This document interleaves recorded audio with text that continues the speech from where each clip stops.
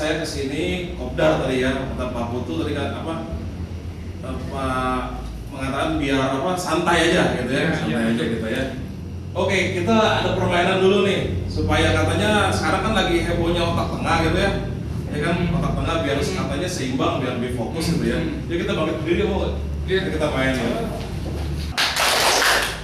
Nanti kalau misalnya ini misalnya maju ya, misalnya ada yang nggak mau gitu ya, suara maju ya gitu ya. Oke, smart. Ya, masih konsentrasi nih. Ya kan biasa malam-malam ini jam 8 ini nih ya. Pak, gimana Pak Yudi udah mungkin udah area ini Pak ya? Udah ke area dosis. Ya. Coba selamat. Ya kalau selamat ya 2 kali. Ya. Semangat. Semangat. Semangat. Semangat. Ya. Oke. Semangat. Selamat. Selamat. Semangat. Semangat. Semangat. Semangat. Semangat. Oke. Ini nggak apa-apa. Ini satu permainan lagi. Oke, kita duduk aja satu permainan. Ya, ada kue abang. Konsentrasi. Tatap mata saya. Enggak konsentrasi tidak. Ya, ada kue banyak ya, ada banyak kue, ada buah anggur. Ya. Banyak sekali sana ya, ada mangga, ada apel. Kota Malang kan? Itu. Tahu Kota Malang kan? Iya. Kota Malang itu kan dingin ya. Malang dingin, itu pokoknya udara sejuk. Nah, pokoknya di sana enak banget gitu ya. Nah di sana tuh kita sangat terkenal kan Kota Malang ya. Dia walaupun kita olahraga kan kata biasanya bau apek.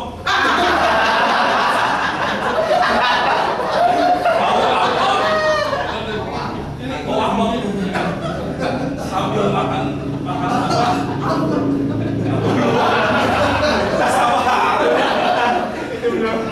Sambil minum anggur, ya kan? Sambil makan makanan itu enak, paling enak kalau makan buah apel. Jadi pengalaman saya, sebab banyak banget yang tadi ceritanya Pak Yudi juga aku sangat terkesan juga cerita Pak Yudi. Ya, jadi memang banyak sekali. Dan saya akan mencoba mengkaitkan dengan buku saya yang jatuh 2 kali dan berdiri 3 kali. Ya, maksudnya itu kita harus tetap banyak sekali catatan-catatan yang Pak Yudi. Saya juga belajar lagi dari Pak Yudi. Ya, sangat bagus, luar biasa sekali. Ya, oke. Salam saya itu kalau misalnya di searching ya di internet itu salam saya dikenal dengan salam antusias. Ya, silakan di searching. Ya tadi Pak Yudi katakan ada labeling ya, Saya bersyukur saya sudah ada label ya. Jadi kalau silakan dicari di Google, ya Google gitu ya. Ya kan sekarang kalau mau cari-cari apa-apa kan konsultasinya nanya sama Google kan. Ya kan apalagi kalau orang internet minded pasti dia akan ketik, ya kan Google cari apapun pasti tersedia di sana. Ya silakan cari salam antusias. Bener nggak yang keluar itu nama Johannes Arifin-Wijaya. Ya. Kalau Pak Mario Teguh tadi ada salam super, ya Pak guru saya Pak Andre Wongso itu ada salam luar biasa. Saya ada salam antusias, ya. Jadi silakan searching di Google, bener nggak kalau salam antusias itu yang keluar itu namanya Johannes Arifin-Wijaya. Silakan aja di searching di Google, gitu ya. Bersyukur jadi labelnya itu jika mendengar kata antusias itu kalau misalnya di bahasa NLP itu ada asosiasi ya, asosiasinya itu ke Johannes Arifin-Wijaya gitu. Bersyukur seperti itu ya. Oke, jadi kalau misalnya nanti di tengah-tengah dalam kopdar ini ya sharing saya tanya apa kabar, ya saya pengennya jawabnya antusias gitu ya. Terserah persepsi antusiasnya bagaimana, tapi kalau antusias yang versi saya itu adalah antusias itu berasal dari kata en dan theos, ya. ada yang mau sharing nggak? Antusias itu apa sih gitu? Kira-kira ada yang mau semangat ya? Oke, jadi antusias itu memang yang membuat orang semakin semangat, ya. Dari kata berasal dari kata Yunani, ya, en dan theos. En itu artinya in bahasa Inggrisnya, in itu di dalam, ya. Sedangkan theos itu adalah Tuhan.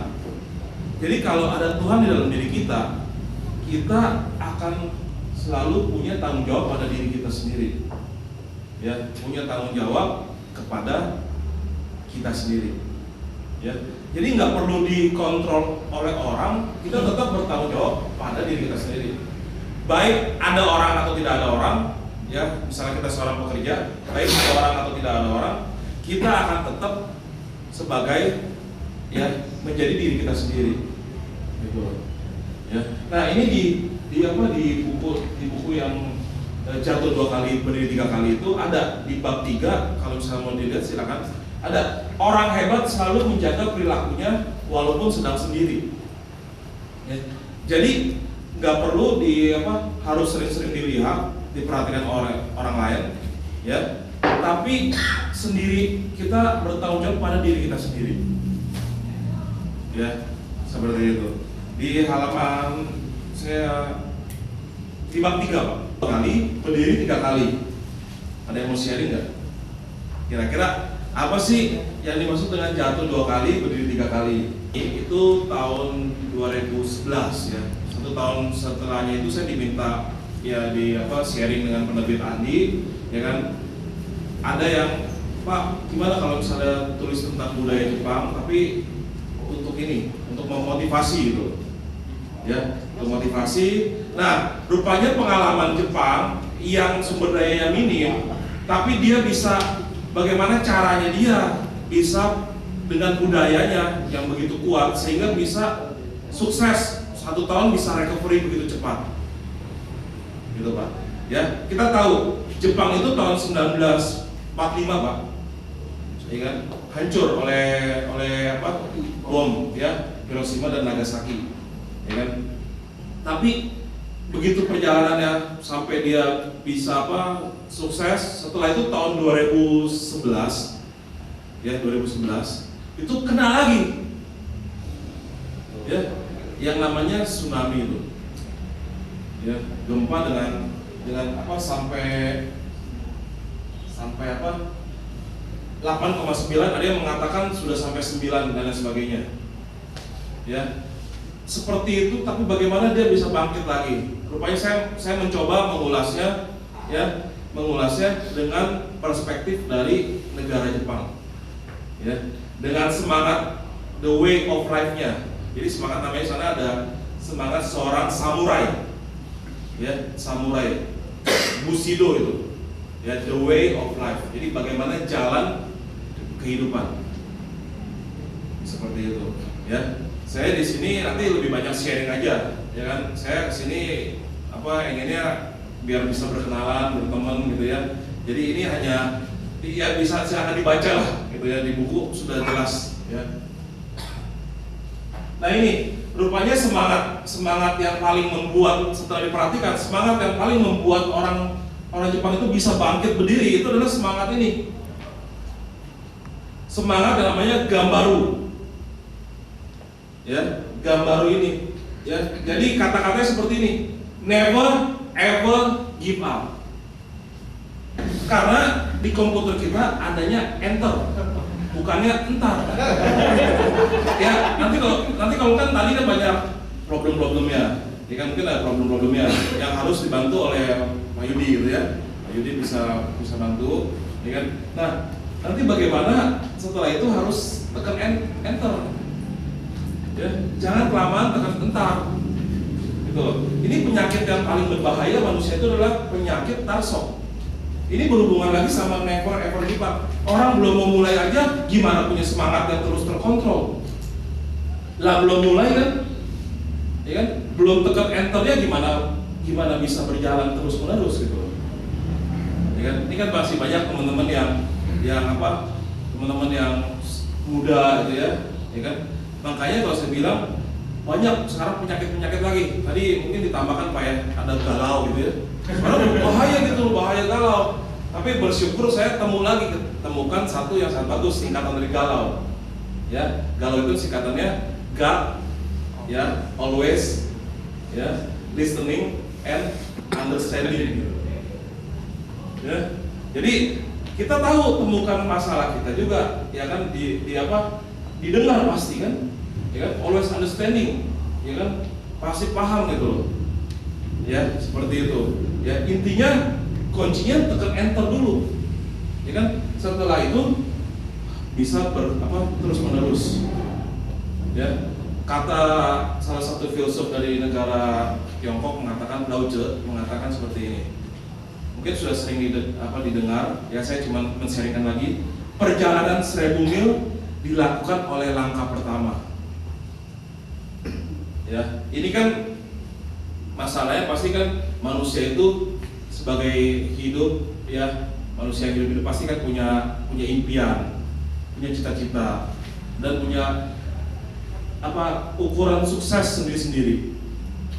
Ya, setiap manusia itu pasti punya suksesnya sendiri-sendiri, berbeda-beda. Ya, seorang tukang beca, ya, yang berhasil mensekolahkan anaknya sampai ke universitas, dia dikatakan sukses luar biasa.